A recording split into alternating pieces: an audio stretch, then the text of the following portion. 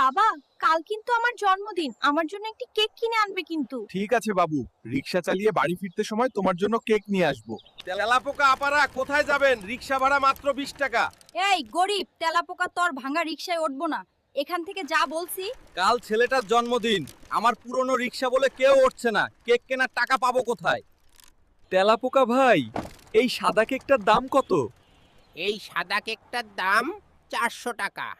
কাল আমার ছেলের জন্মদিন, এই সাদা কেকটা 100 টাকায় দেন না ভাই। ফকিন্নির বাচ্চা, তেলাপোকা কোথাকার 100 টাকায় কেক কিনতে এসছে, এখান থেকে যা বলছি।